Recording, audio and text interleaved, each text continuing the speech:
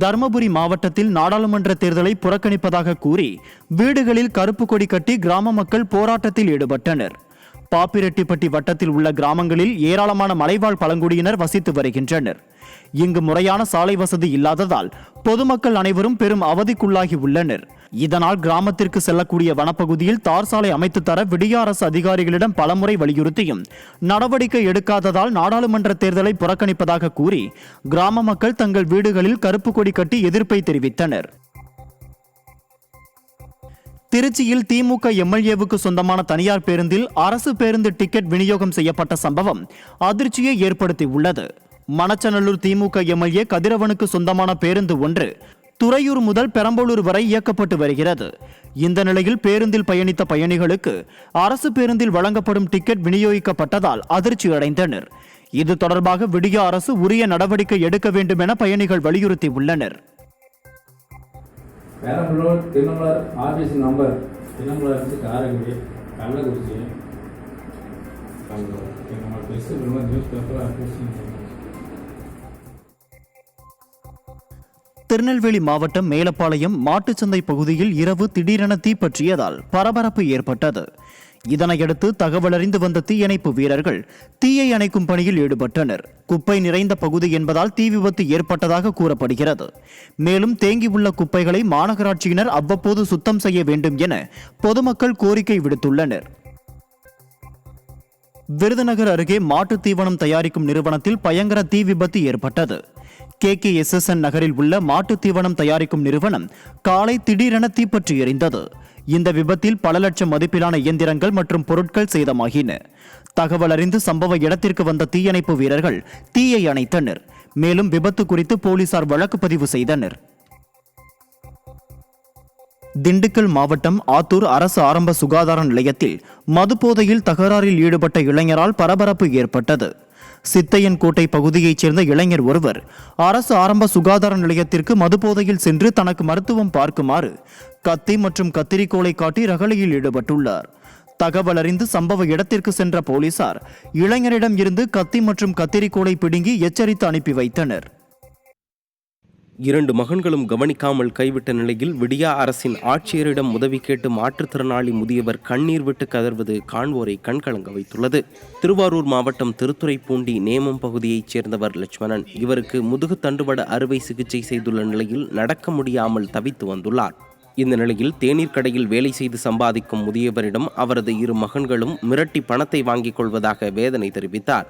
அவரை தனி குடிசையில் தங்க வைத்து சாப்பாடு கூட தருவதில்லை என மாவட்ட ஆட்சியரிடம் முதியவர் கண்ணீர் மல்க தெரிவித்து தனக்கு உதவி செய்யுங்கள் என விடியா அரசுக்கு கோரிக்கை விடுத்துள்ளார். 2 பசங்க, பொண்ணு கிடையாது. அவங்க பார்த்துக்கிறாங்களா? பார்க்க மாட்டானுவோ. காசு வேலை பார்க்குற காசு இருந்தால் கேட்டுக்கு வாங்கிக்கிட்டு சோறு கொடுக்க மாட்டாங்க. ஹோட்டலில் டீ கிளாஸ் எனக்கு ஒரு உதவி பண்ணுங்க தான்.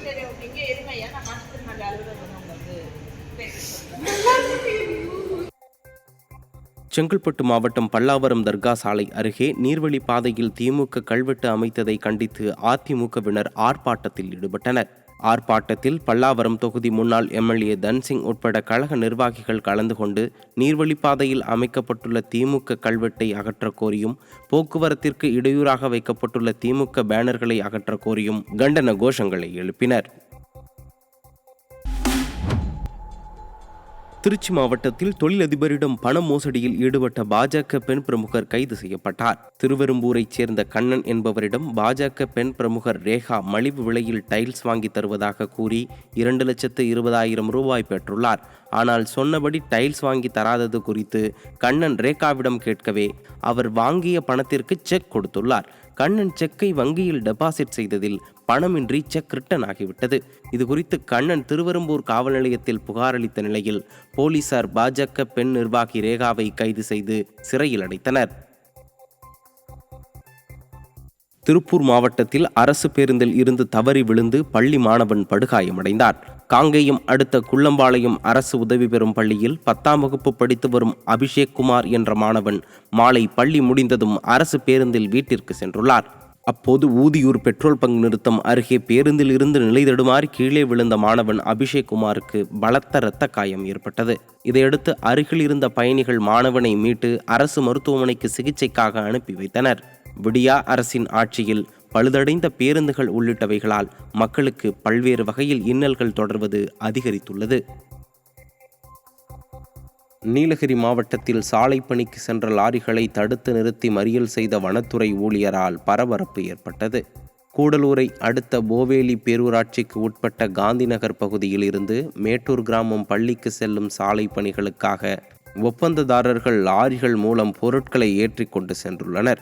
இந்த லாரிகளை காந்திநகர் பகுதியில் வழிமறித்த வனக்காவலர் அருண்குமார் சாலை அமைப்பது குறித்து தனக்கு எந்த தகவலும் வரவில்லை என கூறி சாலையில் அமர்ந்து ரகளையில் ஈடுபட்டார். இது தொடர்பான வீடியோ வெளியாகி அதிர்ச்சியை ஏற்படுத்தியுள்ளது. திருவாரூர் மாவட்டம் நன்னிலம் அருகே சரக்கு வேன் இருசக்கர வாகனத்தின் மீது மோதிய விபத்தில் சம்பவ இடத்திலேயே இளைஞர் பலியாகியுள்ளார். மயிலாடுதுறையில் இருந்து திருவாரூர் நோக்கி வந்த சரக்கு வேன் குவளைக்கால் பகுதியில் இருசக்கர வாகனத்தில் வந்த மகிழஞ்சேரியைச் சேர்ந்த விவசாயி சக்திவேல் மீது மோதி விபத்துக்குள்ளாகியுள்ளது. இதில் தூக்கி வீசப்பட்ட சக்திவேல் சம்பவ இடத்திலேயே உயிரிழந்தார். விடியா ஆட்சியில் விரிவாக்கப் பணி மெத்தன போக்கில் நடைபெறுவதாலேயே விபத்துகள் அதிக அளவில் நடைபெறுவதாக மக்கள் குற்றம் சாட்டியுள்ளனர். கோவை மாவட்டத்தில் விடியா திமுக அரசு பேருந்து நிலையத்தை ஆக்கிரமிப்பு செய்து பொதுக்கூட்டம் நடத்தியதால் மக்கள் அவதிக்குள்ளாகினர்.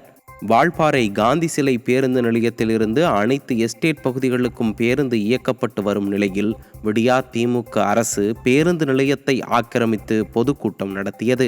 இதனால் பேருந்துகள் அனைத்தும் 1 கிலோமீட்டர் தூரத்தில் உள்ள அரசு பணிமனை முன்பு இருந்து இயக்கப்பட்டதால் பொதுமக்கள் கடும் சிரமத்திற்கு ஆளாகினர். மக்களுக்கு சேவை செய்ய வேண்டிய அரசு பொறுப்பில்லாமல் செயல்படுவதாக மக்கள் குற்றம் சாட்டியுள்ளனர். நாகை மாவட்டம் கோடியக்கரை வனவிலங்கு சரணாலயத்தில் போதிய அடிப்படை வசதிகள் இல்லாத நிலையில் வனத்துறையினர் கட்டாய கட்டண வசூலிப்பதாக குற்றச்சாட்டு எழுந்துள்ளது.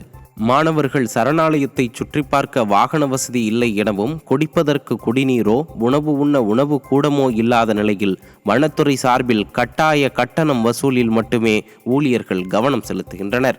பள்ளிகளிலிருந்து சுற்றுலா அழைத்து வரும் மாணவர்களுக்கு கூட தலா 50 ரூபாய் கட்டணம் வசூலிக்கும் வனத்துறையினர் எவ்வித அடிப்படை வசதிகளிலும் கவனம் செலுத்துவதில்லை. இது குறித்து விடியா அரசின் சம்பந்தப்பட்ட துறை அதிகாரிகள் நடவடிக்கை எடுக்க வேண்டும் எனவும் பொதுமக்கள் கோரிக்கை விடுத்துள்ளனர். திருப்பூர் மாவட்டம் பல்லடத்தில் கிரானைட் நிறுவனத்தில் ஏற்பட்ட திடீர் தீ விபத்தால் கிரானைட் கற்கள், இயந்திரங்கள் என சுமார் 3 கோடி ரூபாய் மதிப்பிலான பொருட்கள் எரிந்து சேதமுற்றது. விடுமுறை தினத்தையொட்டி அரை நாள் வேலை செய்து மதியம் நிறுவன உரிமையாளர் ஜஸ்டின் வீட்டிற்கு சென்றுள்ளார். பூட்டப்பட்டு கிடந்த நிறுவனத்திலிருந்து கரும்புகை வெளியேறியதை அடுத்து அப்பகுதி மக்கள் தீயணைப்புத் துறைக்கு தகவல் அளித்தனர். தொடர்ந்து அங்கு வந்த தீயணைப்பு வீரர்கள் போராடி தீயை அணைத்தனர். தீ விபத்து குறித்து போலீசார் விசாரணை மேற்கொண்டனர். திருப்பூர் மாவட்டம் பல்லடம் மங்கலம் பகுதியில் கால்வாயில் தேங்கும் கழிவுநீர் சாலையில் வெள்ளம் போல ஓடுவதால் நோய் தொற்று ஏற்படும் அபாயம் ஏற்பட்டுள்ளது.